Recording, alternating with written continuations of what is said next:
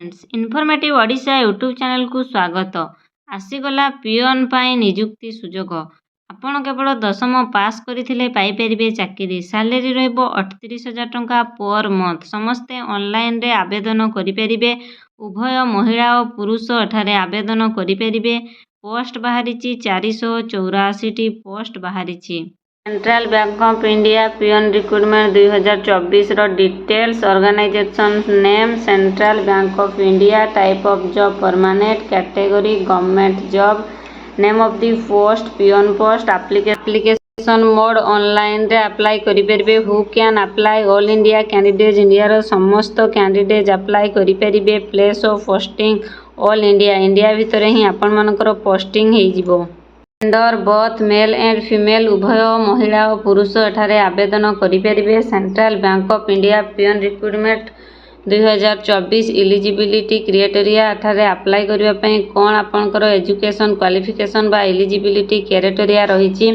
आज पर central bank of India official notification candidate must have pass 10th। आपण माने जदि 10th क्लास पास करिसेंती ताले एठारे अप्लाई करि परिबे। ओडिया रे जानिथिबा दरकार। मस्ट नो रीजनियल लैंग्वेज हमर हिंदू लैंग्वेज आपण मानो जनाथिबा दरकार। ताले आपण एठारे आवेदन करि परिबे। For more information please visit our website. जदि अधिक इन्फॉर्मेशन जानिबा पई चाहुचंती ताले मु तळे किछि लिंक देइ दिछि। से लिंक रे जाइकी देखि परिबे आउ अधिक इन्फॉर्मेशन जानि परिबे। तारे अप्लाई करबा पई एज लिमिट केते रहिछि। मिनिमम एज 18 वर्ष मैक्सिमम एज 26 वर्ष। आपनकर जदि 18 वर्ष रु अधिक होइतिबो एवं 26 वर्ष रु कम होइतिबो ताले आपण एठारे अप्लाई करि परिबे। आपण मानकर सैलरी केते रहिछि। सैलरी रहिछि 19,500 टंका रु स्टार्टिंग 38,000 पर्यंत आपण मानकर पर मंथ रो सैलरी रहिछि।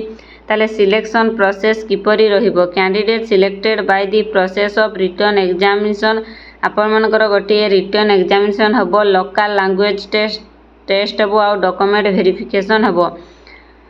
एप्लीकेशन फी केते रहिछि। ताले फॉर जनरल कैंडिडेट जो माने कि जनरल अछो तांको पय रहिछि 850 टंका। फॉर ईडब्ल्यूएस कैंडिडेट पय रहिछि 850 टंका। ओबीसी कैंडिडेट पय रहिछि 850 टंका।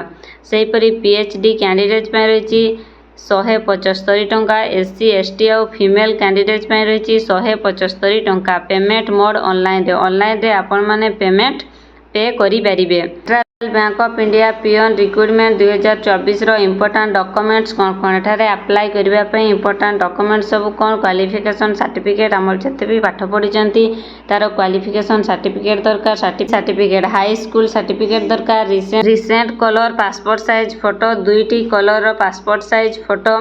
एनी इफ एक्सपीरियंस सर्टिफिकेट जदि आपनकर कोनसी ठारे एक्सपीरियंस अछि ताले से एक्सपीरियंस सर्टिफिकेट दरकार। ID card employment exchange certificate. Resident certificate भी दरकार। आसंतु एबे जानिबा किपरि आपण central bank of India recruitment रे अप्लाई करि परिबे। How to apply central bank of India peon recruitment 2024।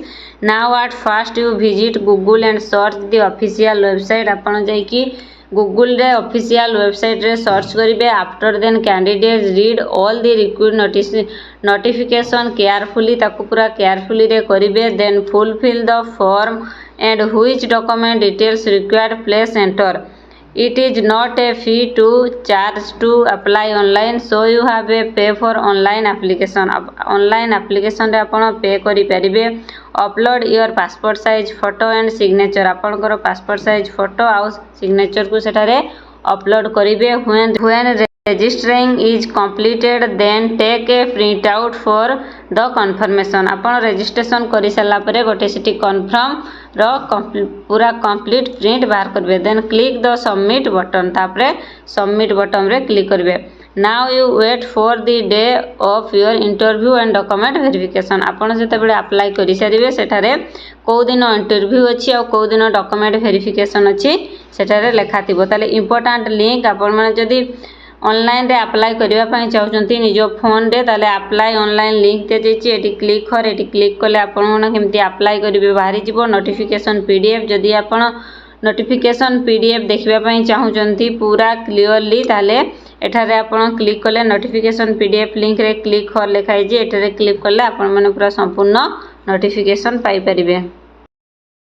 ଏହିପରି ଜବ୍ ଇନଫର୍ମେସନ୍ ଜାଣିବା ପାଇଁ ଚ୍ୟାନେଲକୁ ସବସ୍କ୍ରାଇବ୍ କରନ୍ତୁ ଓ ପାଖରେ ଥିବା ନୋଟିଫିକେସନ୍ ବେଲ୍କୁ କ୍ଲିକ୍ କରିଦିଅନ୍ତୁ ଏବଂ ନିଜର ଫ୍ରେଣ୍ଡ ସାଙ୍ଗସାଥିମାନଙ୍କୁ ସେୟାର କରନ୍ତୁ, ସେମାନେ ବି ଜବ୍ ବିଷୟରେ ଜାଣିପାରିବେ।